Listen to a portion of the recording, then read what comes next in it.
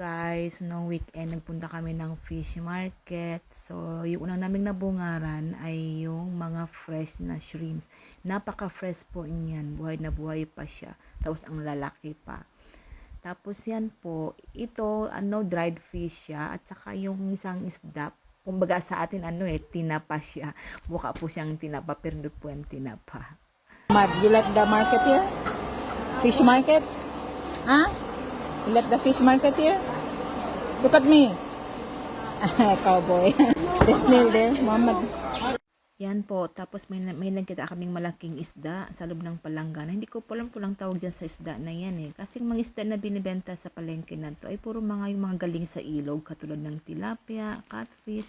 Wala ho akong nakitang mga isda dyan na yung parang mga galing sa dagat talaga. Kaya puro po mga ganyang uri ng isda makikita mo dito. What fish is this? Babe? What fish is that? You want? No. What did you call it? Egaoson. Ijawson. Yeah. Big fish.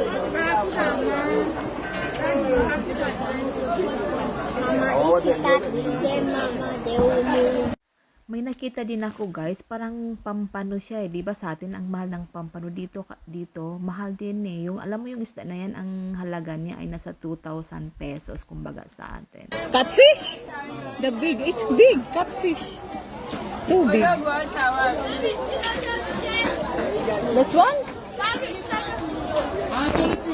Tapos yan kung paano po sila manghuli ng catfish. Yung mga nahuli lang catfish para maging siya, fresh siya lagi at hindi siya mamatay. Diyan lang po nilalagay sa loob ng sa loob ng tubig at saka sa may basket. So it's a fresh catch. Wow.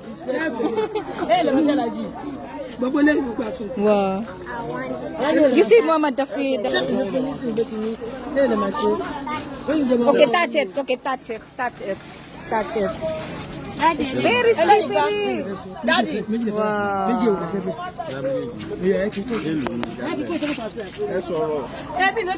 Yan, nakikipagtawaran ng asawa ko kung magkano ba yung catfish kasi binibenta na sa amin ang dalawa ng 5,000 naira. Kumbaga sa pera natin ay 500 pesos, ganyan siya kamahal.